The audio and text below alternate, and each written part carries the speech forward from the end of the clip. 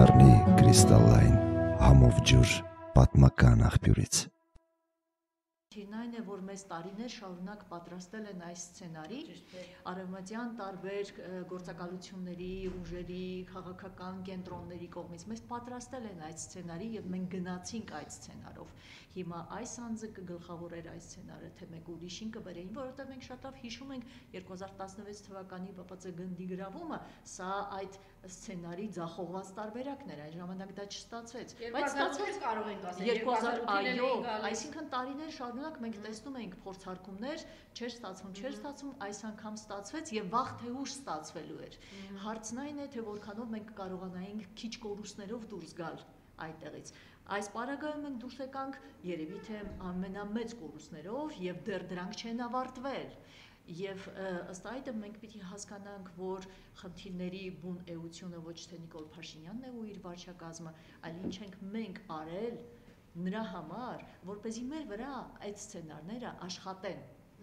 Դա է խնդիրը եւ թույլատրել էինք, այսպես մեզ ուժեղ էինք զգում, իրականության զգացողությունը կորսել, դա իշխանությունը կլինի, չգիտեմ, մենք հանրությունը այդ վիճակում էինք։ Գիտեք, դա էլ իհարկե, բայց դա կողմնակի էֆեկտն է։ Իրական էֆեկտը, իրական խնդիրը կայանում է նրանում, որ մենք ստորադասեցինք մշակութային կրթական արժեքները, մտածեցինք, որ դա 4-րդական, 5-րդական է եւ միշտ ավելի բարձր էինք պահում, օրինակ մեր մարտունակության խնդիրները, մեր ֆիզիկական անվտանգության խնդիրները, բանակը, հա,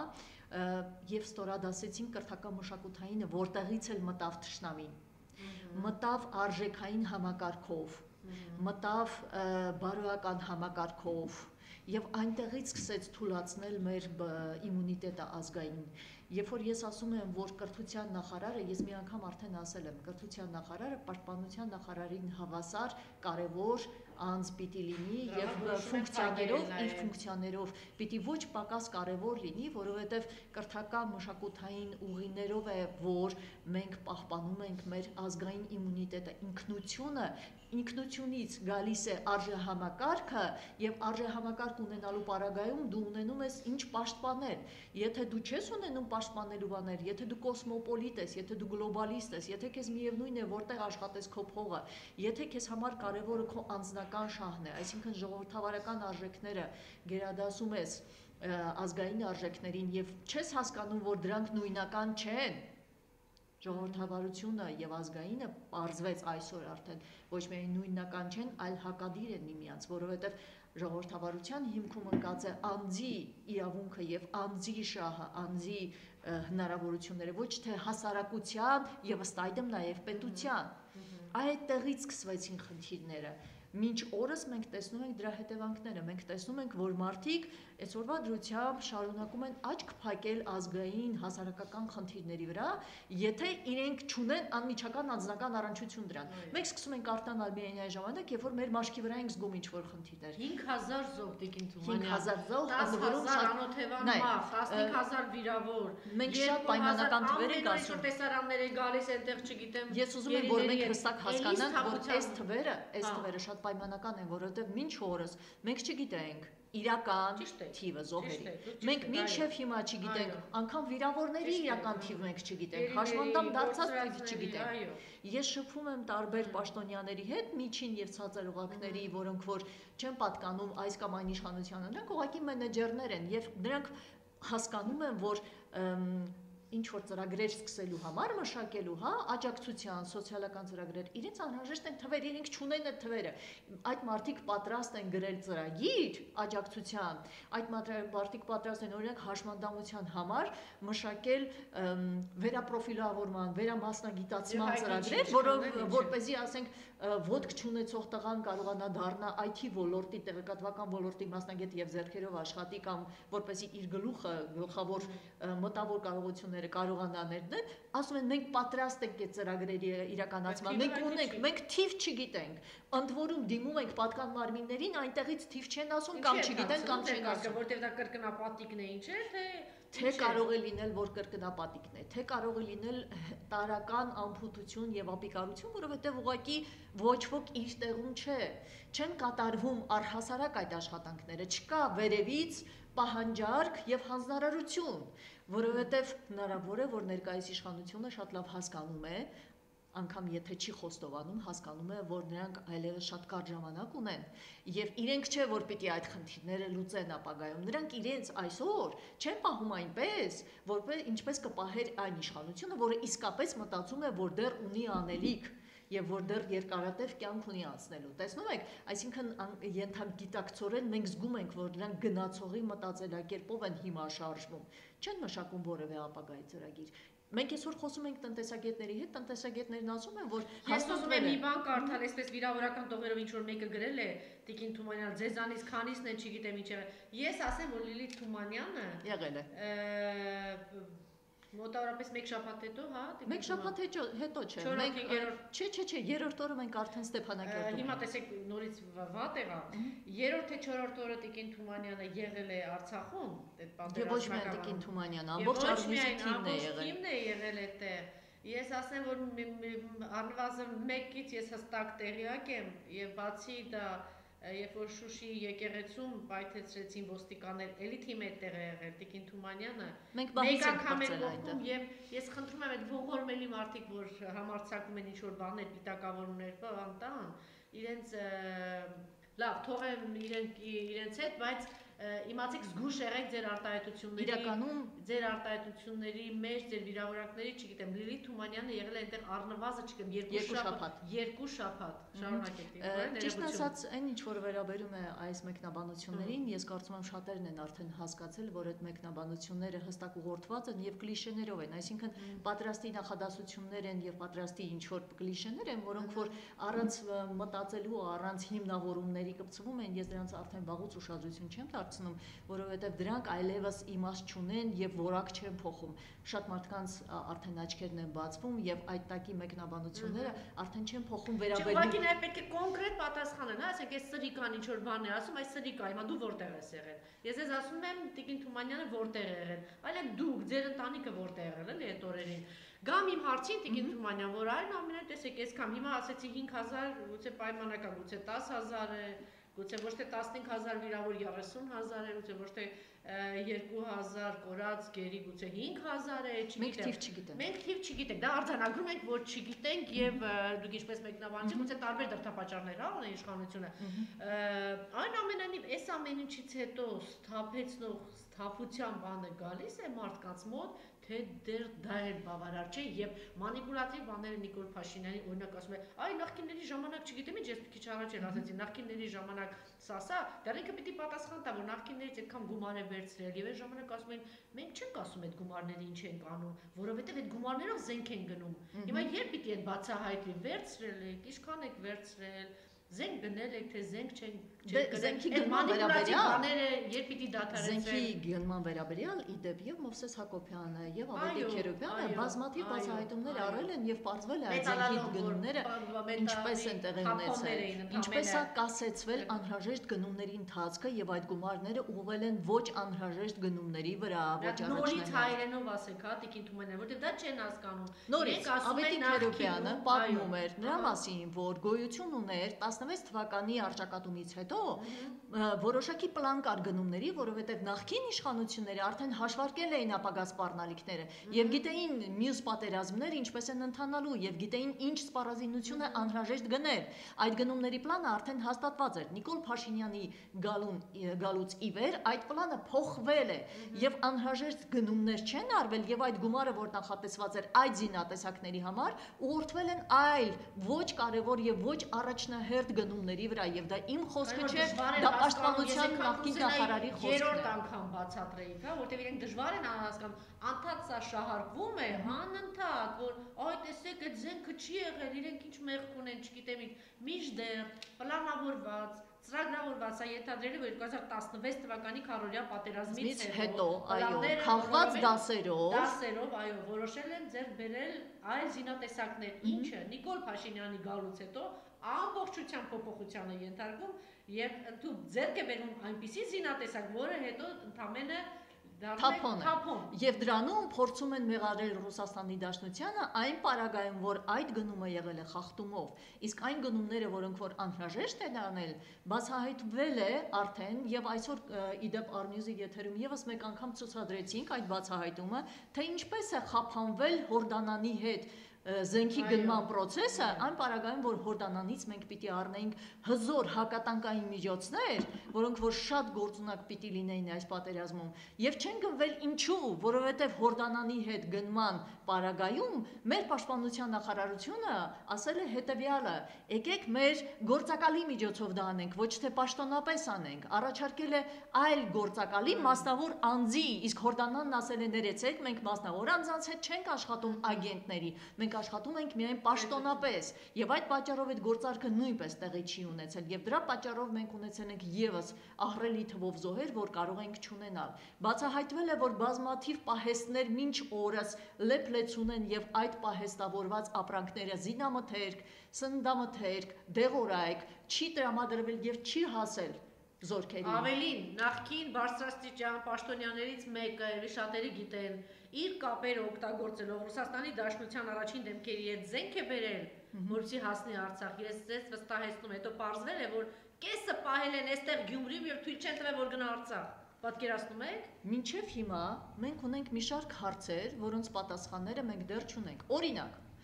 ո՞նց է ստացվել, որ մենք հանձնել ենք Շուշին, բայց թուրքերը մինչև հիմա Շուշի հասնելու համար ճանապարհ են խնդրում Ստեփանակերտից եւ ռուս խաղաղապահներից։ Չունեն ճանապարհ։ Եթե իրենք հիմա չունեն այդ ճանապարհը, այն ժամանակ ո՞նց էին դրան հասել։ Ինչպես է ստացվել, որ ուղղակի բացել են ճանապարհը։ Ինչպես է ստացվել, Շուշին գրավել չի լինում, Շուշին հանձնում են ուղղակի, ցանկացած գեներալի հարցրեք, ասեն Շուշին անառակ է։ Ինչպես այն ժամանակ է դավաճանական բանով, հա, կարողացել են գրավել, նույնն էլ հիմա։ Հանձնել են ուղղակի։ Սա ոչ մի գրավում էլ չէր։ Ինչպես է ստացվել, որ Կուբատլուի պաշտպանության պատասխանատուն տակտիկական նահանջից հետո պարտվում է, հետո հերոսացվում է, իսկ հիմա այն նախարար է։ Այդ ինչպես է այդպես ստացվել։ Ինչպես է ստացվել, որ շրջանների հանձնման ժամանակացույց մենք ունենք, մենք տեսնում ենք, հա, ոնց է Նիկոլ Փաշինյանը հանձնում շրջաններ եւ նաեւ Հայաստանի Հանրապետության տարածքներ։ Իսկ գերիների վերադարձման հստակ ժամանակացույց եւ թիվ չկա։ Մենք չգիտենք, երբ որ փոխանակեցին բոլորը բոլորի դիմաց, ասացին, որ բոլորը բոլորի դիմաց։ Մինչ օրս մենք չգիտենք հիմա ինչքան մարդ է մնացել, որովհետեւ թիվը անընդհատ փոփոխվում է։ Գերիների խոշ տանգել են եւ դա հայտնվել է ձայնագրությունը անում։ Այն ադրբեջանցիները, ում հետ իմ քայլականներն ու Նիկոլ Փաշինյանը հորթի տխմարագույն հրճվանքով հայտարարում են, որ մենք առևտուր ենք ուզում։ Իրենք հայտարարում են, մենք առևտուր ենք ուզում անել ադրբեջանցիների հետ։ Ադրբեջանցիները ասում են սիրով, մորթում ու ուղարկում են։ Եվս մի հարց տամ։ Այդ ինչպես է ստացվում, որ 3 ամիս շարունակ տարբեր կալիբրի պաշտոնյաներ, այդ թվում Նիկոլ Փաշինյանը, պարբերաբար ասում է, որ բանակում եղել են դավաճանություններ, ասում է, որ եղել են հրաման չկատարողներ եւ այլն, բայց մինչ օրս մենք չունենք ոչ մի դատական գործ, ոչ մի անուն,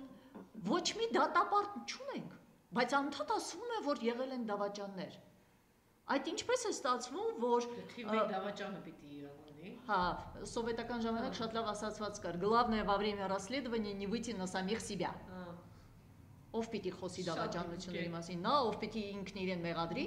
բնականաբար մենք այդ բոլոր հարցերի պատասխանները այս իշխանության պարագայում չենք ստանալու։ Ստանալու ենք միայն հաջորդիվ իշխանությունների դեպքում, այն էլ են պարագայում, եթե հասարակական ճնշումը լինի բավականին մեծ, որովհետև եկեք հույսերով չտարապենք եւ ավելորդ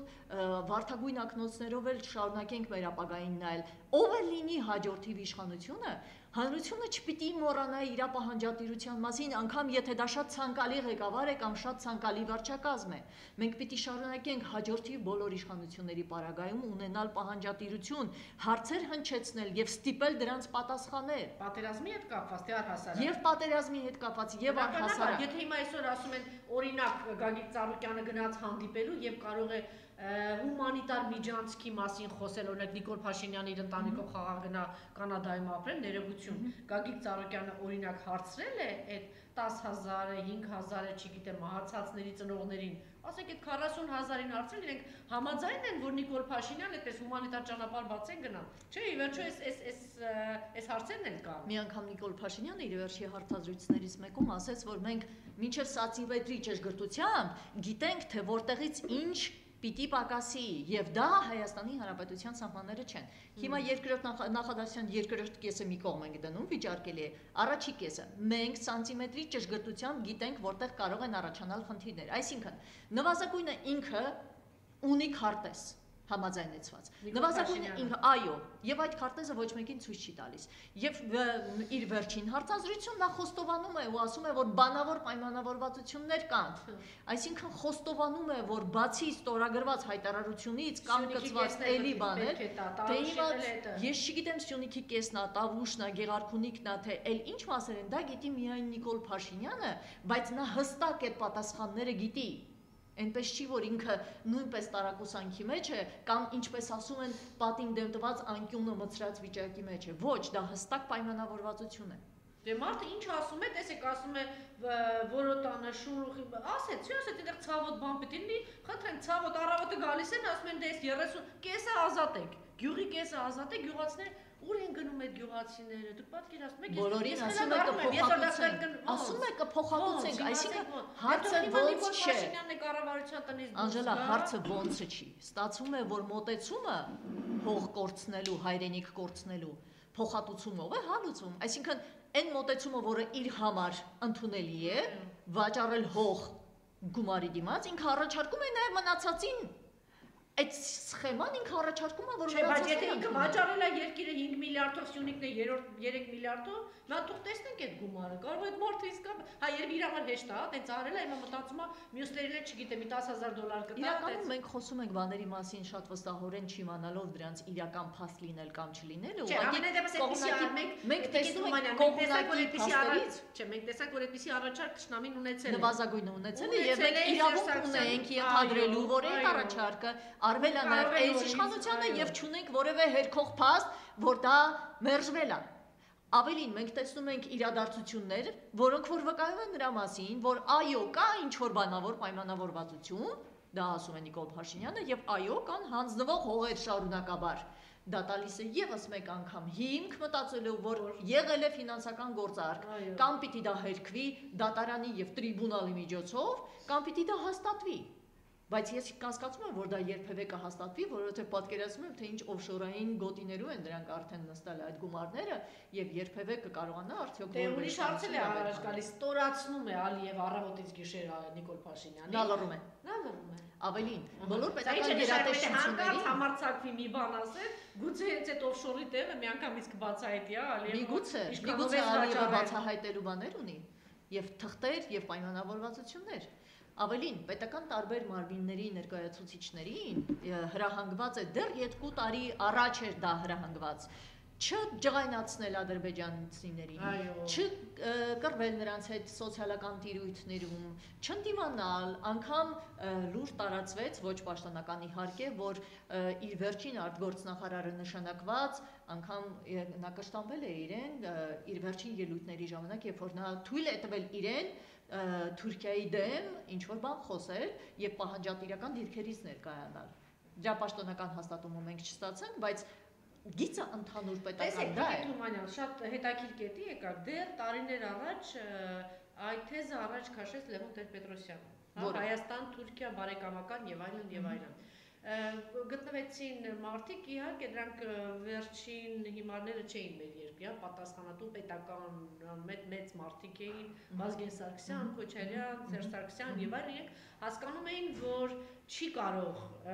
այդ ուղղությամբ գնալ, ոչ թե որովհետեւ չէին հասկանում, թե ինչքան կարեւոր է հարևանների հետ հարաբերությունները, այլ մի պարզ պատճառով 2000 տարի, 1000 տարի, 100 տարի Թուրքիան ունի նույն առաքելությունը, Հայաստանը առանց հայերի, Երևանը թուրքական խալիֆատություն է եւ լավագույն դեպքում կամ քեզ ստորացնում է, կամ քեզ մորթում է եւ ոչինչ չի փոխվել։ Երեկվա այդ մորթված մեր գերիների պատկերներ դա է։ Հիմա տեսեք, մերժվեց Լևոն Տեր-Պետրոսյանը, որտեղ նաեւ հանրությունը բնազդաբար այդ գիտակցությունն ուներ, որ եթե դու ուզում ես այդ հարաբերությունը, նշանակում է գնում ես մորթվելու, հա, Թուրքիան։ Ինչով է առաջնորդվում Նիկոլ Փաշինյանը եւ արդյոք մեր բնազդները սառել են, որ հիմա մենք ասում ենք, այնտեղից նարինջ ենք բերելու, չգիտեմ, լոլիկ ենք բերելու, քրչուփալաս ենք բերելու, մեկ էլ չգիտեմ ինչ ենք անելու, այս առևտուրը մեր մեջ բան, ինչ որ շատ լավ բան ստացվելու է, էլի։ Ինչ ենք մենք մտածում, որ կամ Նիկոլ Փաշինյանը ինչ է մտածում, որ իրեն թվում է, թե դա ստացվելու է։ Մի տեսակ միակողմանի սեր է, ես ուզում եմ ձեզ թուրքեր Էրդողանն, Ալիև, իրենք էլ ասեն մենք էլ ձեզ ուզում ենք, բայց դե մորթելու բանիկն ու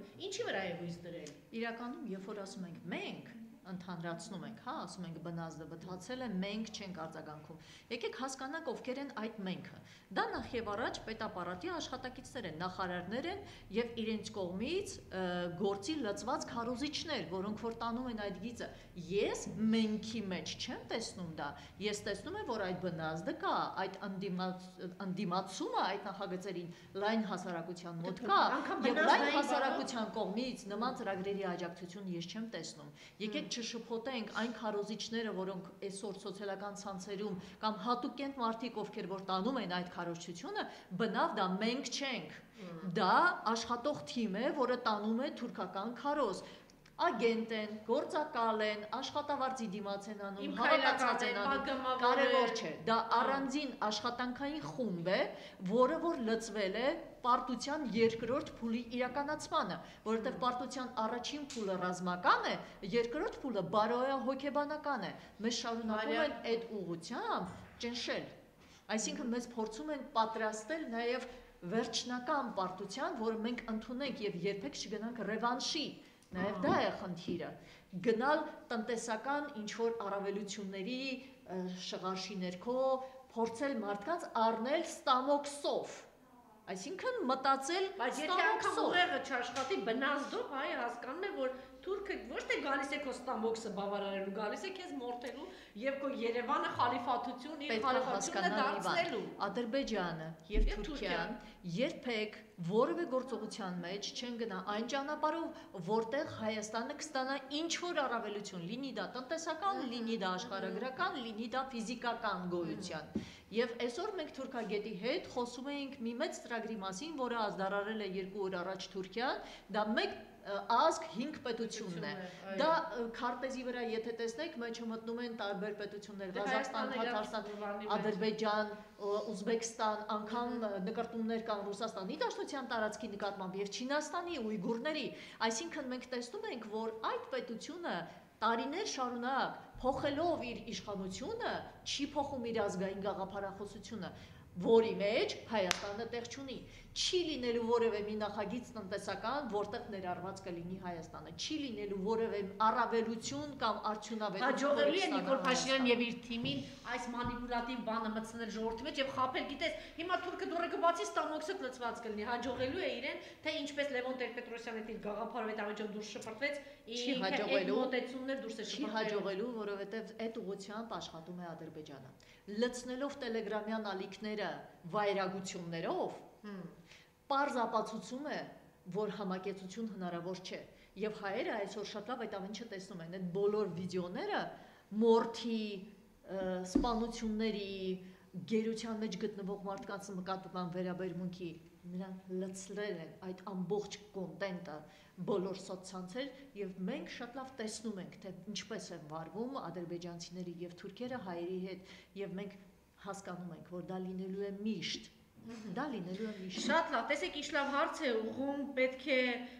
արդեն գործերը պետք, ինչքան պետք է խոսել, ճիշտ է ասում, որովհետև ես այս հարցերը բազմիցս տվել եմ, տեսեք Տիկին Թումանյան, այս ամեն ինչը մենք կորցրեցինք, Արցախ, զոհեր, գերիներ, վիրավորներ եւ այլն դժանագույն ինչ-որ բաներ շարունակում են տարածքներ հանձնել, թվում է թե այդ ամեն ինչից հետո 5 վայրկյան չպետք է մնա Նիկոլ Փաշինյանը 5 վայրկյան, բայց դռները բաց կառավարության, Նիկոլ Փաշինյանը բունկերներում փախած, թաքնված եւ այլն չի գտնվում մեկը, որ իշխանություն վերցնի։ Հիմա ուզում եմ հասկանալ, եթե այս պատերազմը չլներ, այս ամեն ինչը չլներ, մենք ընդ որում որևէ մեկը չի կարող առարկել եւ ասել, որ մենք երբևէ այսքան ուժեղ, ինտելեկտուալ, պրոֆեսիոնալ այսպիսի մարդկանցով հագեցած ընդդիմություն չենք ունեցել երբևէ։ Էլ ինչ պիտի լիներ, որ կարողանային իշխանությունը վերցնել։ Սա արդյոք չի նշանակում, որ եթե Նիկոլ Փաշինյանը, ասենք, այս պատերազմը չլներ, այս մարդը ճիշտ էր ասում, մի 1000 տարի դեղեր սրսկվելու, տես մումիայի պես մնար ու մնար իշխանությանը։ Եվ հարցը շարունակեմ, որտեղ ավարտում ենք, ուզում եմ այս հարցին պատասխանել։ Եվ մյուս կողմից տեսեք, լավ, այս հարցին պատասխանեք, կարելի է ասել։ Երբ որ մարդիկ ասում են, որ պետք է գործել, ես ամբողջությամբ համաձայն եմ, բայց պետք է հիշել, որ այդ գործողությունները բազմաշերտ են։ Դա մի գործողություն չի, դա մի քանի քայլանի գործողություններ են, եւ որպեսզի անցնենք ավելի կոշտ միջոցների, ես գիտեմ ինչ են ակնարկում, հա։ Շատ կոնկրետ ասում եմ ավարտեք դավաճանի, մարդասպանի հետ խոսել օրենքի սահմանադրության ճանապարհը, որտեղ տեղի ունեցել դավաճանություն եւ պետք է ապստամբություն գնալ եւ իշխանությունը վարկյան չհանդուրժել Նիկոլ Փաշինյանը, մինչդեռ իշխանությունը շարունակում է Նիկոլ Փաշինյանի լոզունգների տակ մնալ, երբ դուք մարդկանց կհանեք փողոց 10,000-ը անում եւ 40,000, 40,000-ը անում 50,000։ Այսինքն մենք հասկանում ենք, որ քանակը կապ չունի։ Իհարկե կապ չունի եւ ընդ որում բոլոր գիտակից մասամբ բոլորը ասել են, որ հրաժարական պիտի տա, կաթողիկոսներ, ակադեմիա, բուհեր եւ այլն եւ այլն։ Պարտադիր է, որ իր նման ասֆալտից քերած, ինչ չգիտեմ, մարդկանցով լցվել, աղանդավորել անգամ այդ պարագայում ոչինչ չի փոխվի։ Հետևաբար ես կարծում եմ, որ եթե խոսքը ներկայիս ընդդիմության մասին է, հավաքական շարժման մասին է, ապա ես տեսնում եմ ստեղ հստակից սպառել բոլոր հնարավոր խաղաղ ճանապարհները, դիմել այդ ճանապարհների, փորձել դրանք, իսկ հետո այլ պարագայում արդեն ձեռնարկել այլ միջոցներ։ Թե հիմա ով կլինի նախաձեռնողը այդ այլ միջոցների, ես չեմ կարող ասել, որովհետև իրեն այդ մարդը տալիս է, գյուղ է տալիս օրական, տուն է տալիս, բանակը չի անհասկանալի ինչ չի սպառվել, ժամանակն էլ նույն ձև ոնց որ մենք 25-30 տարի առաջ ունեցել ենք Վազգեն Սարգսյան, նույն ձև մենք այսօր բանակում չունեցանք սպաեր, ովքեր որ դեմ կգնային հրամանին, մեկ սպա չունեցանք դեմ գնացող, մենք չունեցանք, չնայած ունեցանք դեմ գնացող, օրինակ հիմա սպաերից մեկը քրեակատարողական հիմնարկում է։ Այո, Ջեբրայելից։ Ինչ է պատահել այնտեղ, ինչ է նա տեսել, ինչի մասին է գուցե ասել, որ բարձրաձայնելու է, կամ ինչ զանցանք է կատարել, որ հիմա քրեակատարողական հիմնարկումը եւ շատ քիչերը գիտեն դրա մասին։ Կան եղել են մարդիկ, ովքեր որ միգուցե պատրաստ են խոսել։ Ասում եմ, որ LÇB-ի նման տականքին գտնվեց մի սպա, որ գնաց դեն նետեց, հա, շպրտեց, հիմա ցավոք սրտի մենք այդպիսի մի սպա չունենք, որ այս դավաճանին ուղարկի չգիտեմ ուր։ Մենք իրականում նորից փնտրում ենք մեզ փրկիչ։ Մենք անընդհատ փորձում ենք մտածել նրա մասին, որ դա պիտի մեկ անց կամ երկու անց։ Վազգեն Սարգսյանը կար, չէ, Վազգեն Սարգսյանն ասեց, ինչ ես անում, հողերն ես հետ տալիս Լևոն Տեր-Պետրոսյանն, դու չես լինի։ Այսինքն մեր փրկությունը փնտրում ենք էլի մեկ կամ երկու անձի մեջ։ Այնինչ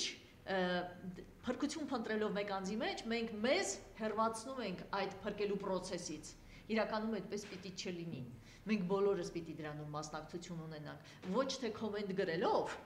այլ փողոց դուրս գալով։ Այնուամենայնիվ, փողոցային պայքարը չպետք է դադարի անկախ դրանից, թե ինչպիսի արդյունք ենք մենք դրանից ակնկալում։ Գուցե մենք համաձայն չենք 17 կուսակցություններից ոմանց հետ, գուցե անձերի հետ, գուցե ելույթ ունեցողների հետ, բայց դա չի նշանակում, որ պայքարը պիտի դադարի, եւ չի նշանակում, որ պետք է նստել ու սպասել, թե երբ կգա մեկ սպա, որը կգնա եւ ինչ որ մի գործողություն կանի Նիկոլ Փաշինյանի նկատմամբ կամ պետք է ձերբակալի։ Դա փրկողակ է, չէ, բայց դա նշանակում է, որ մենք շարունակում ենք չընդունել մեր մասնակցությունը այդ process-ին։ Մենք պետք է դրան գանք, հասնենք, մենք պետք է հասկանանք, որ դա մեր ձեռքի գործը պետք է լինի, ոչ թե մեկ մարդու, որին հետո կամ մեղադրենք, կամ հիմա որ պահանջում են, ասում են, հա, բանը, ինչ է կարում գործ արեք, գուցե հենց այդ մարդկանց ասենք, որ ես անում եմ, բոլոր ակցիաներին ես մասնակցում եմ, ես գնում եմ բոլոր միտինգների, հանրահավաքների, առաջին օրվանից ընդ որում այն ժամանակ դեռ, երբ որ մեծ զանգվածներ դեռ չկային, դեռ 2 տարի շարունակ իմ գործընկերները պարբերաբար բերման էին ենթարկվում տարբեր ակցիաների ժամանակ։ Ես միշտ եղել եմ, իմպես շատ մարդիկ եղել են, այսօր դրանք շատ ավելի շատ են։ Եվ պետք չի ստորադասել սեփական մասնակցությունը եւ պետք չի մտածել, որ պիտի գա մեկը ու փրկի մեզ։ Արա այն ինչ որ կարող ես անել ինքդ եւ մի ակնկալի ավելին, որովհետեւ կամ դու ես դա անում, կամ դու ընկնում ես փրկիչի ձեռը, որը որ կամ կփրկի կամ չի փրկի։ Շատ